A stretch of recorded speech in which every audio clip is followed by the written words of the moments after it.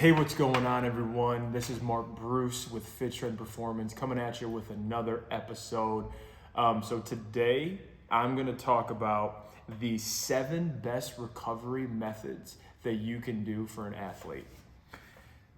So today, again, I'm going to highlight the 7 best recovery tools athletes can utilize in order to continue performing at a high level. These are things that are realistic for all of you out there to perform. They're things that do not require breaking the bank, taking more time out of your day, which I get it as a busy athlete, me being a gym owner, being a husband, a father, having another job, running a business with employees, trying to help a business grow. I get it. We don't want to do things that are going to cause you to have to eliminate another hour out of the day, have to lose 30 minutes, have to make you think, well, if I don't do anything today, I am not going to achieve my goal. So getting into it, I'm going to highlight those things that all of you can do out there. You got to understand, as an athlete, you have to recover. You have to be able to train hard, but recover better, because the reason why you're working hard is to get a result, is to get this adaptation. If you don't get the adaptation that you want, you're not going to perform at the level that you want. And the same goes if you're a busy adult trying to lose weight, trying to look better, feel better. It's no different. You can work out 7 days a week. You can, do all the skills training in the world, go for all the jogs, go to the gym late at night, lift all the weights in the world. But if you don't recover, it's not going to do anything, because you're not at the position to get the result from working hard, training every day.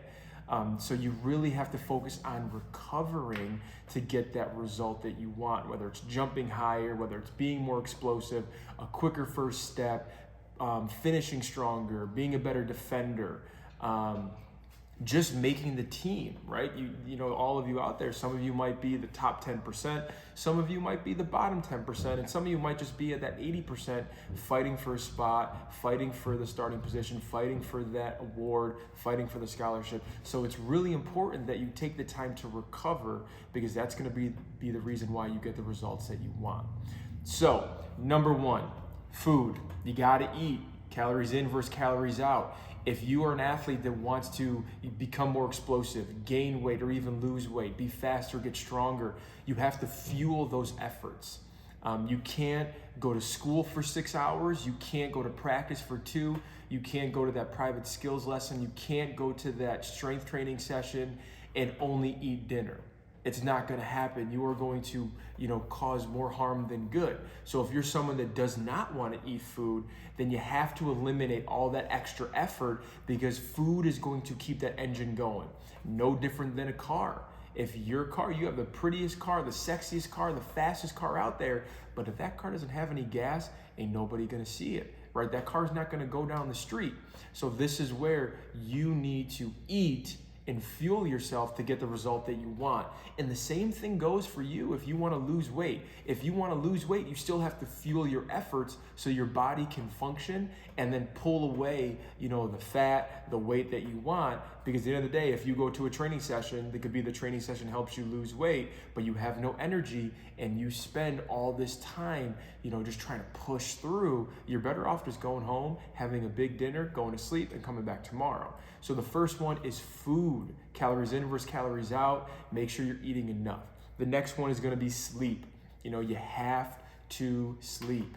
If you're someone, again, school all day, homework, studying, friends, boyfriend, girlfriend, tests, SATs, coaching visits, school visits, AAU, skills, practices, and you go to bed at 11 o'clock and you just shut the computer off, you just, turned your phone off, and you're trying to sleep, but your heart rate's so revved up, you're not going to sleep well. And research does highlight a lot of the adaptation, a lot of the results that you want occur when you're sleeping. So they say you should get anywhere from 7 to 9 hours of sleep. But if you're a busy athlete and you're only getting 4 to 5, not only are you not going to get the results that you want, you're going to have some additional issues going on, right? Soft tissue injuries, bigger injuries, because if mentally you're not focused and your body isn't where it needs to be at when you're playing the game, when you're working out, that's just where you're going to get a back, you're going to get a knee, you're going to get an ankle, you're going to get something that happens because your body is not functioning at that level that it needs to be. If we go back to that car, right? Your car looks pretty, your car has gas. You put oil in it, but there's something wrong with the calipers, there's something wrong with the brakes, there's something going on with the transmission, right? That car can still drive a little bit, but all it takes is you just revving up the engine and then that car's not gonna work anymore. So you have to treat your body like that, and that means you're gonna have to sleep. You gotta put the pieces together, and sleeping is so important. So put the phones away, get a book out, do something calming and relaxing, and then some of these things you'll be able to do before you go to bed, and that can help you sleep better, which will help you recover better. Okay. And one thing I didn't add in with food, water. Water is very important too, so make sure you're drinking enough water. I recommend a gallon a day, but you can get away with 96 ounces, but you gotta put in that water. Number 3, aerobic work. I've worked with a lot of athletes, and the one thing that I notice, and it is more prevalent with women, but again, what I see with a lot of athletes is their heart rate is so high, meaning that your aerobic capacity, your ability to get in that parasympathetic state is not existent. If you're an athlete, you should be under 70 beats per minute with that heart rate. And if you are a high level athlete playing a lot of sports, you do well in your sport, you should be under 60 in my opinion. But again, there is differing research out there, but when your heart rate is super elevated, 70 plus, right, you're constantly in that sympathetic state. And when you're in that sympathetic state, that is a catabolic time, meaning you're breaking things down. It's good to be in a catabolic state and to be in a sympathetic state when you're, working out and playing your sport, because that's going to help you get in that fight or flight, so your body's prepared for whatever is going to come your way, because your reaction time increases, your awareness is heightened. But if you're like that when you're just sitting down, that means that your body is working twice as hard. And then what it also means is when you start to do work, your body's working that much harder doing easy things like skipping, jogging, thinking. Your heart rate starts to elevate. And we know if you have a good aerobic capacity, that doesn't mean sprints and conditioning and long bouts on the treadmill or going for jog. It means doing something to where you can have a conversation the whole time. For 30 to 45 minutes, you can do something where you can have a conversation. And the stronger you get that heart, the better blood flow is, the denser mitochondria is, and that helps you perform better when you're jumping, sprinting, when you're playing your game. So that's something that's definitely undervalued. So you can do things like low-level tempo runs. You can go on a bike and just go for 30 minutes where you're having a conversation. That increased blood flow is going to help your body recover for when you go back to doing the intense things, because you can't do intense things 7 days a week. You got to have hard days and you got to have light days. So this is where, improving your aerobic capacity is necessary. A simple test your heart rate, and that'll be a good indicator if your aerobic capacity is where it needs to be. I recommend 60 and less.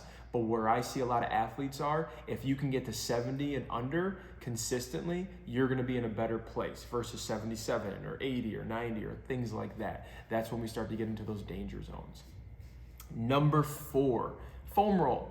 Foam roll, that is something that you can do at the end of the night. It can relax tight muscles. It puts you in that parasympathetic state. If you're someone that's crazy tight, you should be foam rolling more, because it doesn't want to be painful, right? It wants to be something that is calming and relaxing and just grooving that fascial lining, organizing that fascia so it's not all tangled up. So you can foam roll your whole body. I think every athlete should be doing it a couple times a week for anywhere from 6 to 8 minutes.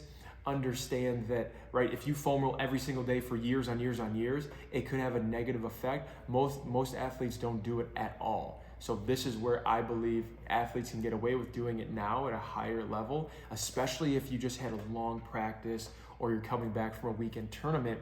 This is something that you can do at the end of the night to relax your body, to loosen up your muscles, so when you wake up, you're not achy and stiff and you don't get a good night's sleep. So I recommend foam rolling. You can do some static stretching, some more dynamic stretching, but you don't want to do anything that's going to be so taxing or intense on the body, right? If you have knee pain, I don't want you doing reverse lunges and lateral lunges and forward lunges. I want you to reduce the tension in those tight areas, so when you go to bed, you're calm and relaxed and you're waking up and you're not tense and stiff. Number 5, the sauna is super helpful. That's something, if you have a Y membership or have access to a sauna, the sauna has shown great benefits to get out of, some of those, it can clear and cleanse your body. Sometimes when you're really sore and achy, you have, heightened levels of inflammation. Going in the sauna can reduce that inflammation, right? So if you're someone that's got like, knee tendinopathy, patellofemoral, syndrome, jumper's knee, things like that, or you have shoulder pain or back pain or something like that, going into the sauna can help reduce the inflammation in those areas and help you recover quicker, right? So if you're someone that goes to a tournament and you play 9 games on a Sunday, you could go to the sauna that night, you go to the sauna the next day and do some soft tissue work, some foam rolling, some light, higher volume lifting, something that gets that heart rate up, but it's not crazy intense or impacting the joints, and that could be helpful. So the sauna is super helpful. Number 6, pool workouts, right? So we have this mentality as an athlete that I can't take a day off, right? If I take a day off, someone's catching up. Someone's gonna take my spot.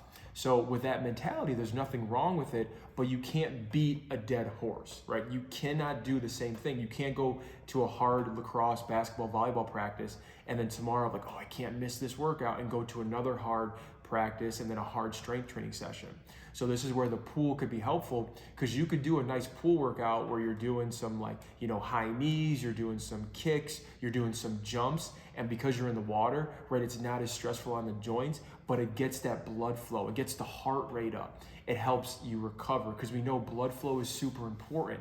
So just sitting down and doing nothing is not beneficial. So if we go back to that aerobic capacity, going for walks is helpful. That's super important, because you want blood flow when you're at your sorest, when you're most tired, when you're really stiff. You want your body and joints to move. You want to fuel it with water and nutrients, and then you want to move a little bit. But it's not sprinting, cutting, running, jumping, lifting, 3 rep max, going for 15 reps as heavy as you can, right? You just want a nice stimulation to get that blood flow. So pool workouts could be very helpful. I know for you jumping athletes, you sprinters, athletes like that, doing pool workouts can maintain your ability to be explosive and continue the training. So when you get back out there on the court or the track or, volleyball court, basketball court, even if you're a field sport athlete, right, you're still moving in that fashion. So you're really not taking away from your performance. Last but not least, which is very important, so don't think that because it's the last one that it's not valuable. It's gonna be that mental relaxation. You have to take pride in just the mental piece of sport, and that means you can't just chronically be stressed about, I gotta play well, I gotta play hard, I gotta do it for mom and dad, I gotta do it for my coach, I gotta get the scholarship, I gotta get good grades. That's very stressful. So you have to mentally relax, right? That'll help bring you from a sympathetic state to a parasympathetic state. But this is where you have to figure out what works for you, right? You can go for walks, you can go in the sauna, right? You can do some light stretching, you can do some soft tissue work, hang out with family and friends, you can journal, you can talk, you can go, you can read, whatever it might be. All those things can help relax the mind, so you're not so focused, hyper focused on, doing something that you can't even do today. If you're an athlete and you want that scholarship now, you can't do anything, right? You don't know who's calling you in this moment. You don't know who's calling you tomorrow. So this is where you have to focus on now and what you can do to make sure that you're better prepared for tomorrow. And the key is to be mentally focused and relaxed, because if tomorrow, let's say you have a practice and there's coaches coming in, right? You don't want to be so tense and stressed, because then you get to practice and you start making mistakes, or you have an important game, or you have the SATs, whatever it might be. So you have to learn how to mentally relax, so you're prepared not only to recover, to get that adaptation, but that you can perform. So just to recap, number 1, food. Make sure you're eating enough. Number 2, sleep. You have to sleep. Number 3, improving your aerobic capacity, helping your heart work better and not harder all the time. So that's reducing your heart rate. Number 4, foam roll. Do some static stretching, some soft tissue work at the end of the night that can help relax you. Because I know some of you athletes are going to take advantage of this, if you have some tight, like if your knee hurts, don't just pull your heel to your butt for hours on hours. Don't just, yank these tender areas because, you got to stretch that spot. If you have a, sore knee or an ankle, don't just stretch the ankle out because that could pull the tendon. So soft tissue work is great. Just roll the area that's kind of tender or around it that's tender. That'll be helpful. Number 5, the sauna. Number 6, pool workouts. And then number 7, mentally relaxation. So thanks for tuning in. I hope this episode helped. Like, comment, share this with a coach, with an athlete, with a teammate. Share this with someone who could benefit them. This is how we can spread the news and the level of content that we're sharing with athletes out there. Again, I'm Mark Bruce with Fit Strength Performance. Thanks so much for tuning in and have a great day.